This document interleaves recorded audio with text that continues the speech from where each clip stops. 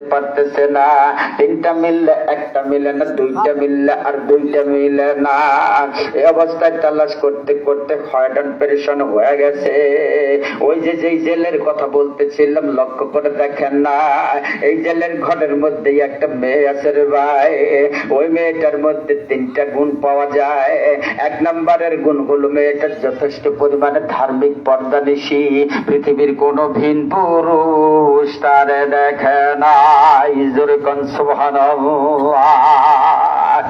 ওই মেয়েটা এমন একজন আবেদা, সারাদিন নামাজ পড়ে, রোজা রাখে, আবার সারা রাত জেগে জেগে মাওলার ইবাদত বন্দেগী করে।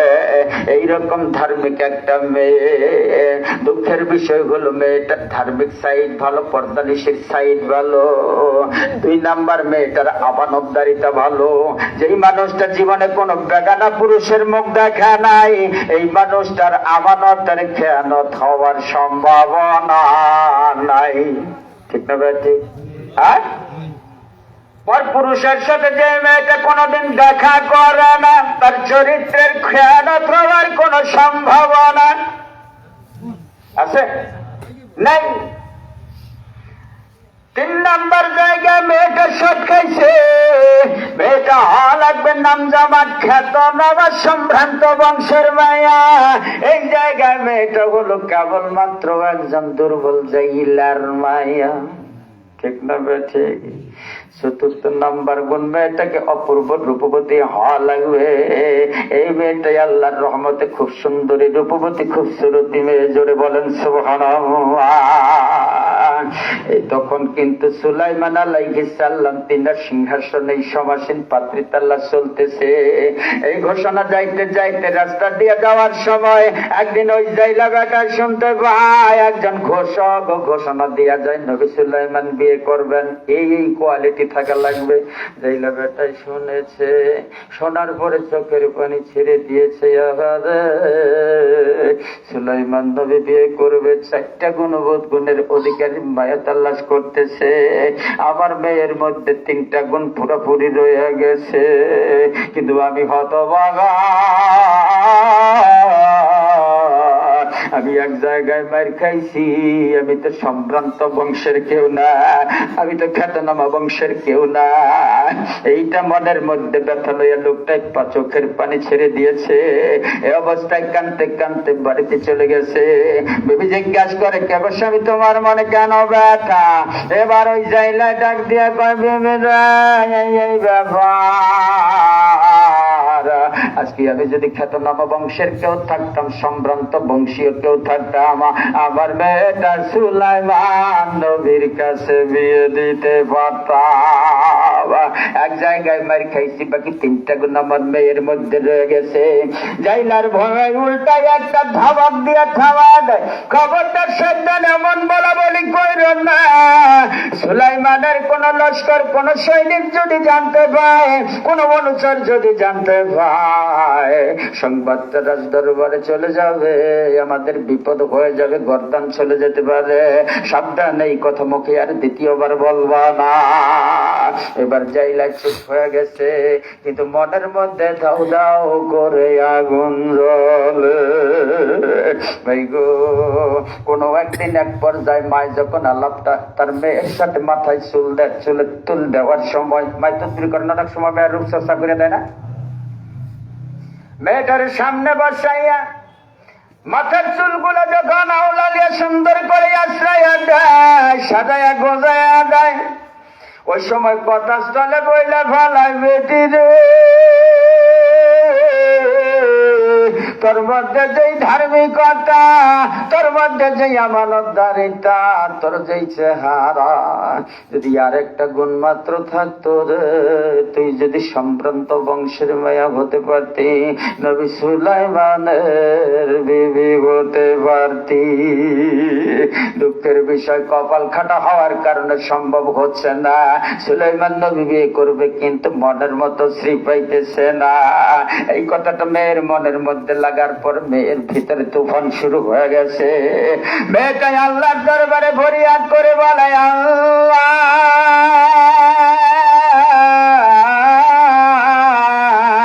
যে আল্লাহ তুমি সুলাইমান বানাইছ, সেই আল্লাহ তো আমি জাইলার মেয়ের বানাইছ। যেই সুলাইমানরা তুমি আল্লাহ বাদশা বানাইছ, সেই জাইলার ঘরে আমারও তুমি জন্ম দান করেছ। আল্লাহ আমার মনে চায় নবী সুলাইমানের বউ যদি হতে পারতাম, নিজের ধন্য করতে পারতাম, জান্নাতে সুলাইমানের সাথী হতে পারতাম। বাবা অনেক লম্বা ঘটনা।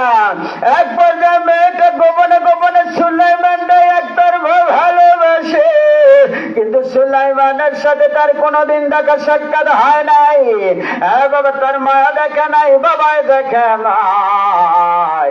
কারণ আগের যুগের বাদশা করে দেশের অনেক প্রজারাই চিনত না, কারণ এরকম সোশ্যাল মিডিয়ার যুগ তো সেই যুগে ছিল। এখন তো পৃথিবীর সবচেয়ে পাওয়ারফুল ডোনাল্ড ট্রাম্প, এটার এতদিন নিয়েও চেনে, ফকিরাও চিনে, এমডিও চিনে, পেন্ডিও চিনে। কিসের মাধ্যমে?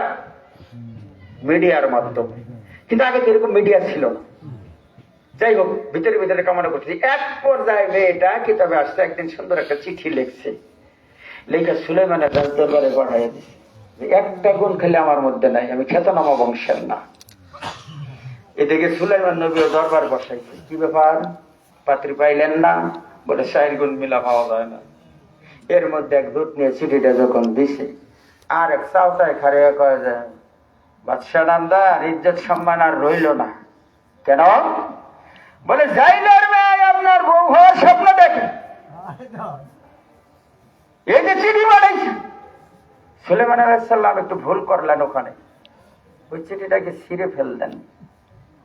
আল্লাহর কাছে এই সিনারিটা খারাপ লাগলো, কারণ ধনী বানানোর মালিকও যে আল্লাহ, গরিব বানানোর মালিকও সে আল্লাহ। ভাই দেখেন না, লক্ষ্য করে সুলাইমান যখন রাজ দরবারে, তখনকার এই চিঠি ছিঁড়ার ঘটনা। অপরদিকে মাওলার কুদরতি কারিশমায় আজকে সেই নবী সুলাইমান প্রায় মৃত অবস্থায় পানিতে ভাসতে ভাসতে সেই জাইলার বাড়িতে আশ্রয় নিছে।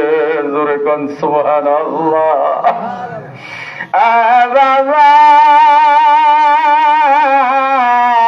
কতগুলা স্বভাব মানুষের মধ্যে আছে, এই স্বভাব গুলা মানুষটাই আল্লাহ শিখা নাই।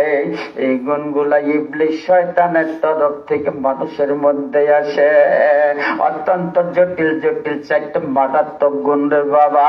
তার মধ্যে 1 নাম্বার হলো অহংকার করা। আল্লাহ অহংকারীকে ভালোবাসে না। বাবা যে গুণগুলাই আল্লাহর গুণ, ওই গুণ নিয়ে যদি মানুষ টানাটানি করে, ধ্বংস অনিবার্য হয়ে যায়। বর্তমানে মুসলমানদের অধঃপতনের পিছনে কারণ তালাশ করলে অন্যরকম কারণ খুঁজে পাবেন। অহংকারে ধরেছে, যে কারণে মুসলমান নানান ভাবে নাজেহাল হওয়া লাগে। আমি কথা বাড়াইতে চাই না। এবার নবী সুলাইমান ওই বাড়িতে লালন পালন হইতেছে। বেশ কয়েকদিন পার হয়ে গেছে, মোটামুটি সুস্থ হয়ে গেছে।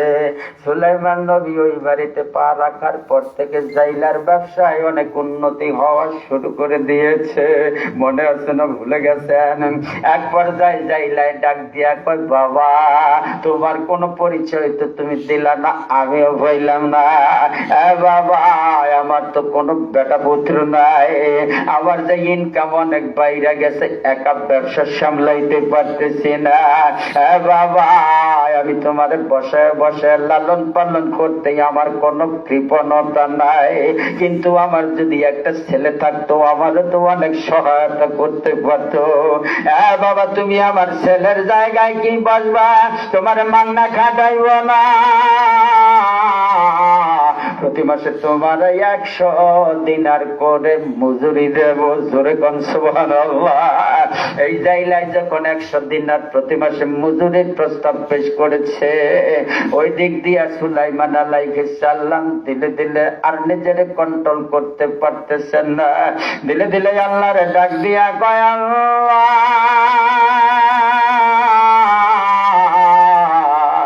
আবার কি সংসব করছিল, আজকে তুমি আমার কেমনে কামলা বানায়া দিলা।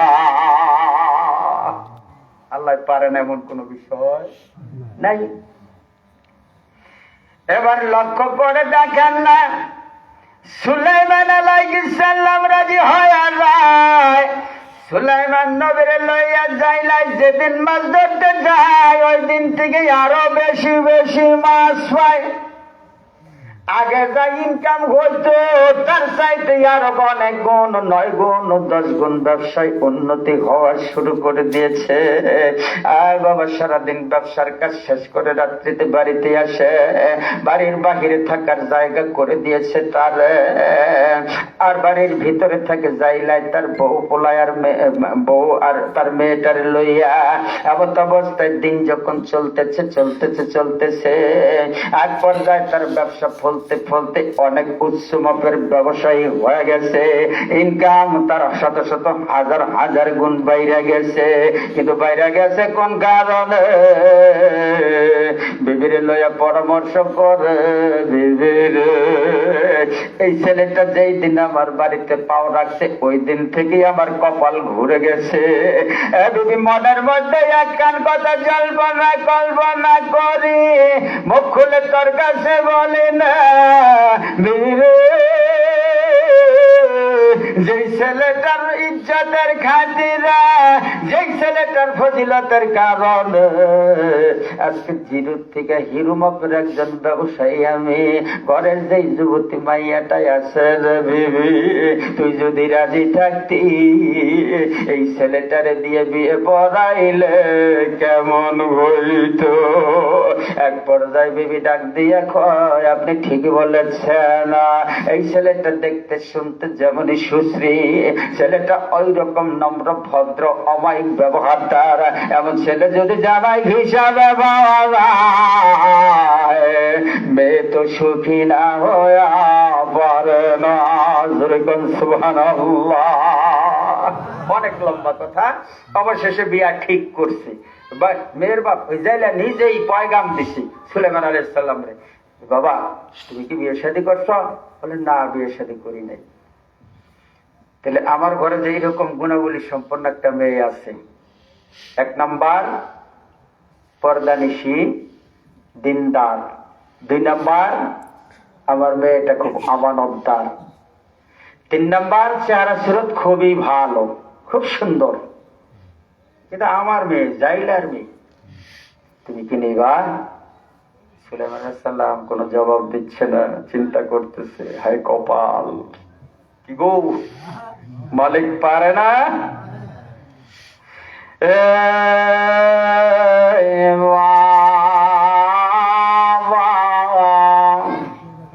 এবার সুলাইমান আলাইহিস সালাম এক পর্যায়ে ডাক দিয়া বলেন, মুরব্বি আপনারা তো এমনি আমি পিতার আসনে বসাইছি, আপনি যেহেতু বলছেন ঠিক আছে আপনার কথা,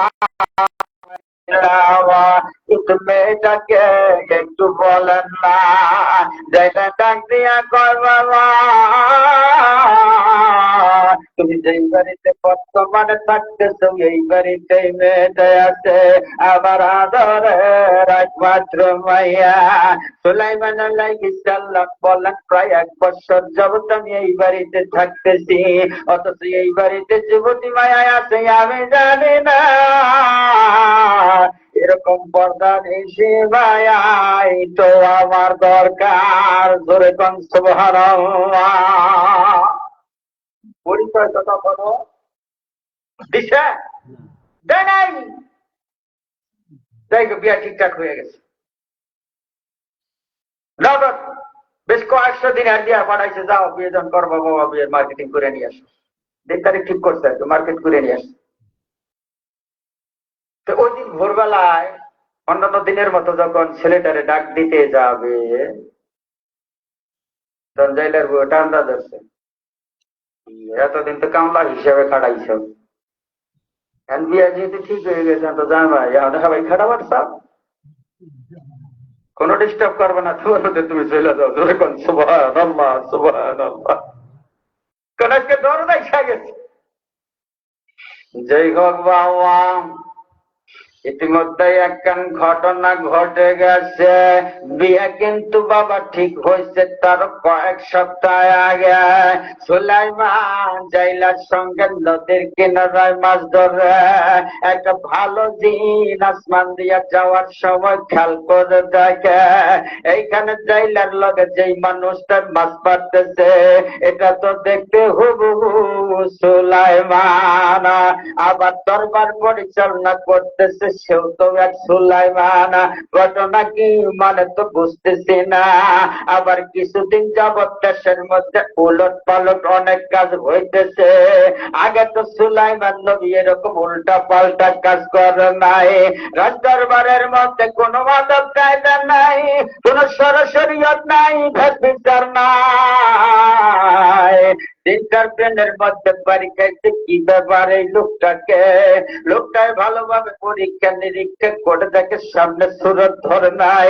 লোকটার মনে 100% আত্মবিশ্বাস, চিন্তার মনের মধ্যে 100% আত্মবিশ্বাস, এটা নবী সুলাইমান ছাড়া কেউ হতে পারে না।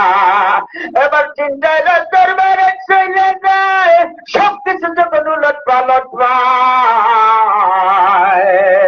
এবার তার মনে যখন সন্দেহ নিয়ে আসছে, দূর থেকে আসার পর গভীর ভাবে রাজ দরবারের সুলাইমান যেটা ডুপ্লিকেট সুলাইমান, পা থেকে মাথা পর্যন্ত ভালোভাবে পরীক্ষা নিরীক্ষা করে দেখে এটা কোনদিন অরিজিনাল সুলাইমান হতে পারে না, এটা নিশ্চয়ই ভাবে ডুপ্লিকেট সুলাইমান।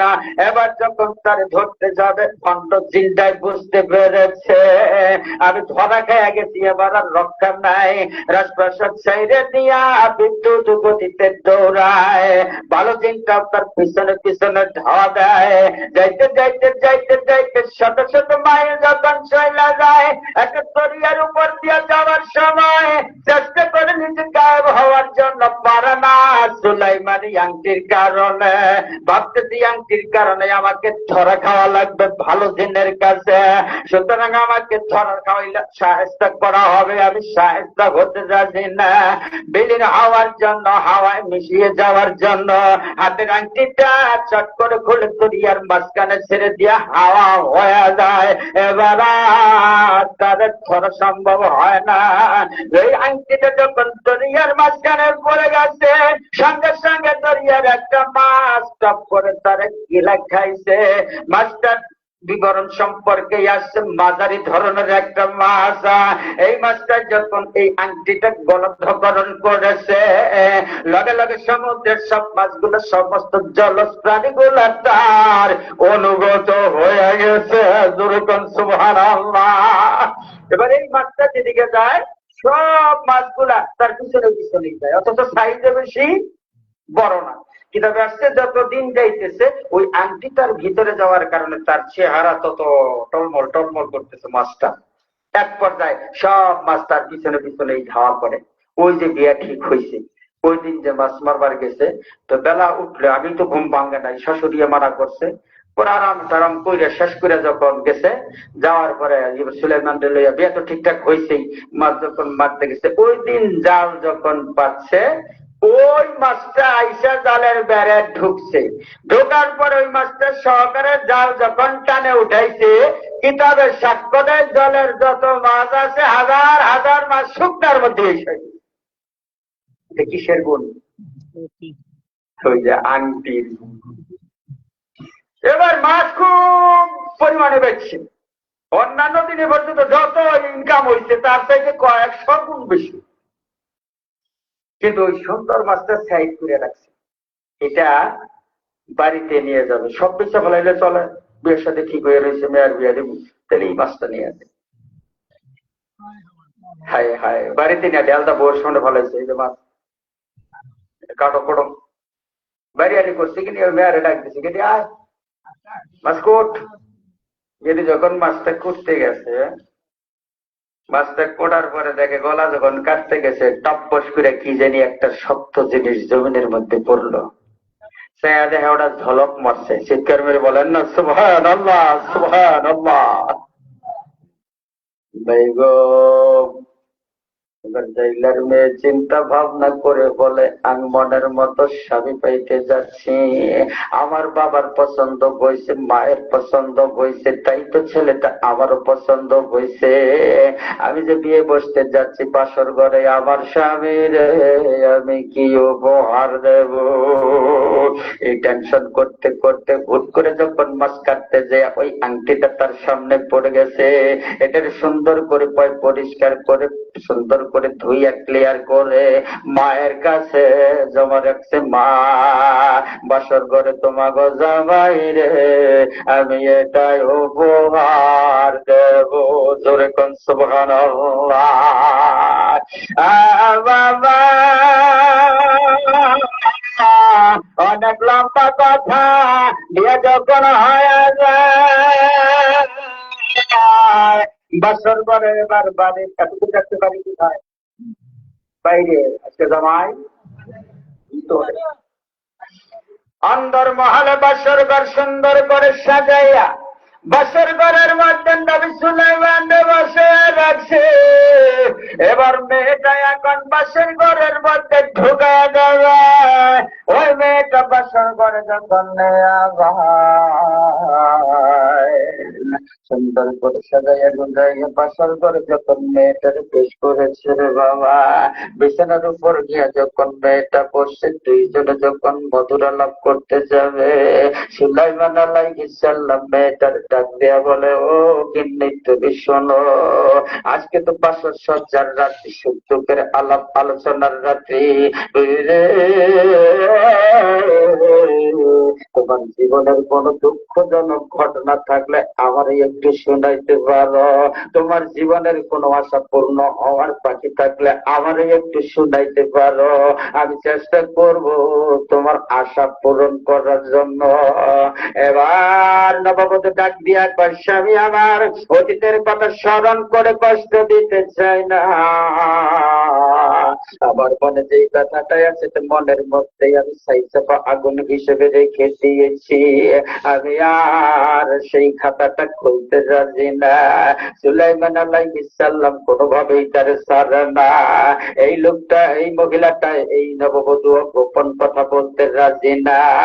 এক পর্যায়ে যখন বাধ্য করছে বলতে, তখন ডাক দিয়ে বলে, স্বামী আমার, আমার মনের মধ্যে ছিল একটু আকাঙ্ক্ষা আর বাসনা, আমি শুনেছিলাম সুলাইমান আলাইহিস সালাম অত্যন্ত ন্যায়পরায়ণ বাদশাহ, একজন নবী মানুষ। আমার স্বপ্ন ছিল তার বউ হয়ে তার ঘরে যাওয়ার জন্য। আল্লাহর কাছে অনেক কাটাকাটি করছি, অনেক চাইছি, কোনোভাবেই পারি নাই। অবশেষে চিঠি লিখে দূতের মাধ্যমে পাঠাইছিলাম তার দরবারে, শুনেছি সে অপমান করে চিঠিটা ছিঁড়ে ফেলেছে। আমি যখন সংবাদটা শুনতে পাই আল্লাহর দরবারে দুই হাত তুলে শুধু বলেছিলাম,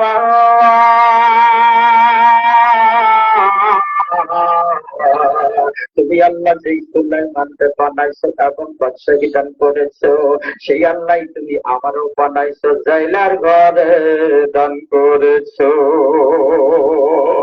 আল্লাহ তোমার দরবারে মামলা দিলাম, মরণের আগে যদি একবার স্বামী পাই তাহলে যেন নবী সুলাইমান পাই। যেরকম সুবহানাল্লাহ। এই লোকটা, এই মহিলা, এই নববধূ যখন বাসর ঘরে এই কাহিনী শোনায়, নবী সুলাইমানের সত্যি বাণী বাড়ায় দেয়, তারপরেও কিন্তু নিজের পরিচয় দিতে পারতেছে না, কারণ তার মনের মধ্যে ভয়, পরিচয় দিলে মারপিট শুরু হয়। বয়স না? হ্যাঁ, জিকির করে লা ইলাহা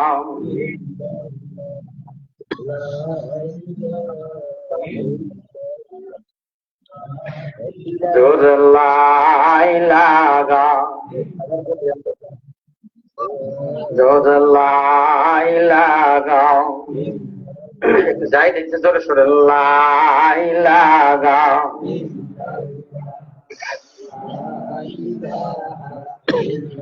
মাওলার রঙ যদি রঙিতে চাও, নবীর রঙ রঙ নাও। মাওলার রঙ যদি রঙিতে চাও, নবীর রঙ রঙ নাও।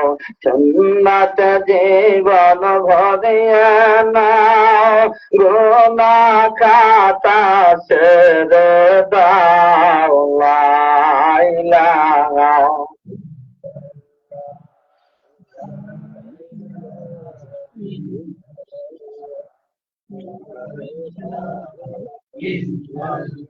জোরে লা ইলাহা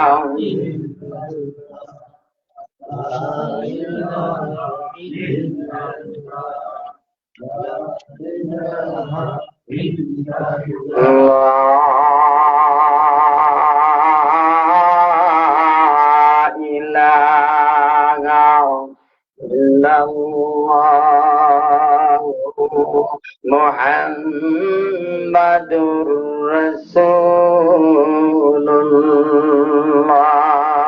সাল্লাল্লাহু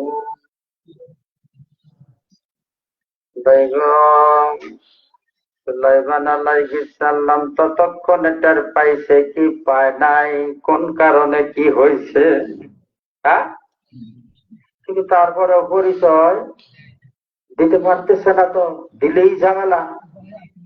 কারণ এর আগে 3 বার দোলাই খাইছে, 3 বার। শেষমেশ তারা মরা মনে করে ফেলাইতে ফেকেছে পানির মধ্যে। বেগম এই আলাপ আলোচনা শুনতে শুনতে শুনতে শুনতে মধুর আলাপ করতে করতে এক পর্যায়ে জেলার স্বামীর ডাক দিয়া কয়, স্বামী জীবনের তো কোন পুরুষের ছোঁয়া পাই নাই, আপনারে আমি স্বামী হিসাবে পাইয়া অত্যন্ত খুশি হয়ে গেছি। এতদিন কষ্ট করার পর স্বামী হিসাবে আপনারে যেহেতু পাইলাম, আপনারে দেবার মতো আমার কাছে তেমন কিছু নাই। ও স্বামী আমার,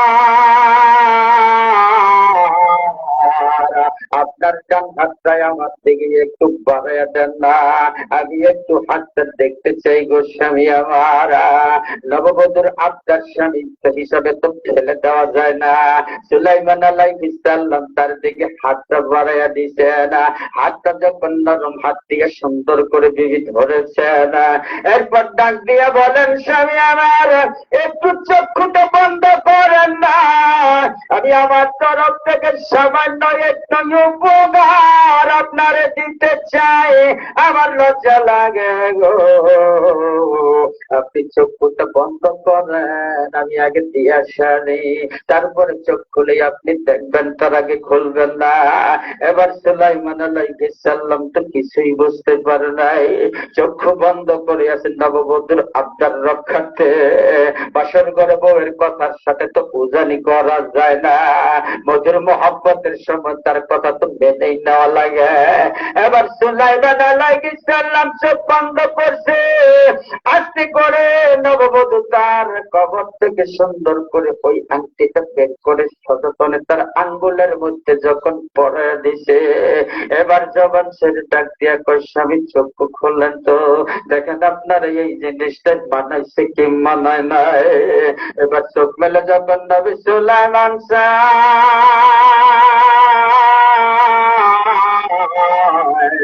লক্ষ্য করে দেখে কারণে আমার জীবনের উপর দিয়া এত কিছু বয়া গেছে রে, সেই আংটি আমার হাতে। বাবা মনোযোগ দিয়া বোঝার চেষ্টা করে না। এবার সুলাইমান যখন নিজের হাতের মধ্যে আংটিটা দেখতে পান, তুমি চমকে গেছেন, আমি জমিন না আসমান। বাবা এত আনন্দিত হয়ে যায়। বাবা একটা চিৎকার দিয়ে নবী সুলাইমান অজ্ঞান হয়ে গেছে।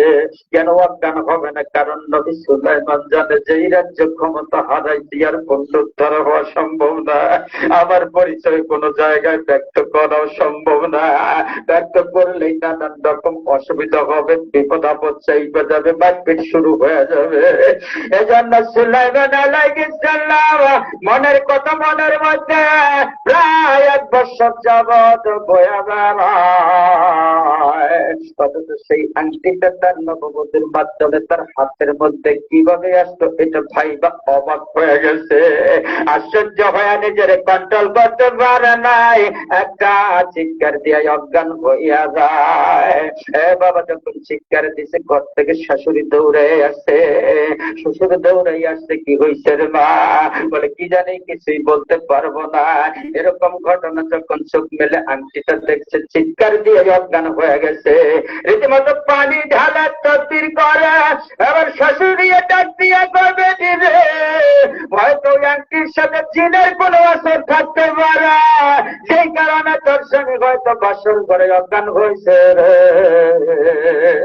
আংটিটা খুলে নে, আংটিটা খুলে নে। এরপর যখন নবী সুলাইমান তার পানি ঢালতে ঢালতে সবা স্বপ্নের পরে যখন শেষ ফিরে পাইছে, লক্ষ্য করে দেখে আংটিটা নিজের হাতের মধ্যে নেয়। এবার ডাক দিয়া করবি গিরে আংটি কই দিল, আংটি রাখলি কোন জায়গায়? বলে মাই বলছে ওটা তোমার দেওয়া যাবে না, ওর মধ্যে নাকি দিনের আসর আছে, যে কারণে তুমি সেন্সলেস হয়ে যাও। বলে না রে না, আংটিটা আমার কাছে নিয়ে আয়। আংটিটার প্রয়োজন, আংটিটার জন্য আমার জীবনটা প্রায় মাটি হয়ে গেছে। এই আংটিটা তাড়াতাড়ি আমার কাছে নিয়ে আয়। আবার যখন আংটি নামিয়ে নিজের হাতের মধ্যে পড়ে, আবারও চিৎকার দিয়ে অজ্ঞান হয়ে যায়। নিজের কন্ট্রোল করতে পারে না, কারণ নিজের জীবন দিয়ে একটা করুণ ইতিহাস শুধুমাত্র এই আংটিটার কারণে ক্ষয়তে গেছে রে বাবা। এই কারণে সুলাইমান আবার দ্বিতীয়বার অজ্ঞান বসে, আবার আংটিটা খুইলে নিচে রীতিমতো সেবা শুশ্রূষা করছে। আবার যখন জ্ঞান ফিরে পাইছে, দেখে আংটিটা কাছে নাই, আবার আংটির জন্য বদল হয়ে যায়। আংটিটা আবার হাতে দে। এবার দ্বিতীয়বার যখন হাতের মধ্যে আংটিটা পরিধান করানো হয়েছে, এবার নবী সুলাইমান নিজের মোটামুটি কন্ট্রোল করতে পারতেছে। দুইটা কাঁপতেছে, তার বাকশক্তি রুদ্ধ হয়ে যাচ্ছে। এক পর্যায়ে ডাক দিয়া কয়, শোনো না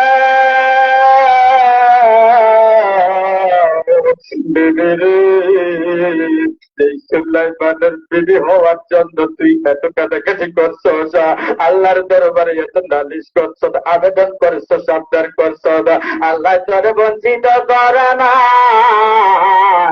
সেই সুলাইমান তোর স্বামী বানায় দিতে। জোরে বলেন সুবহানাল্লাহ। এ বাবা, আল্লাহ পারে না এমন কোন কাজ নাই। এবার সুলাইমান ডাক দিয়া নাই, শুনবেন শ্বশুর আব্বা, শাশুড়ি আম্মা, আর শুনে নেবে আমি আর কেউ না, আমি গোলাম নবী সুলাইমান। জোরে বলেন সুবহানাল্লাহ। ভাইজান, আংটিটা এবার পরিধান করার সঙ্গে সঙ্গে তার যে কারিশমা ছিল, সঙ্গে সঙ্গে তক্তিরে যখন ডাক দিছে, সুলাইমানের তক্তি তখন তার কাছে হাজির হয়ে গেছে। জিন ইনসান সকল বড় হাজার হাজার হাজির হয়ে গেছে। এবার বিশাল বড় সংসদের সাথে বৌলয়া সুলাইমান রাজপ্রাসাদে ফেরত যায়। জোরে বলেন সুবহানাল্লাহ। লা ইলাহা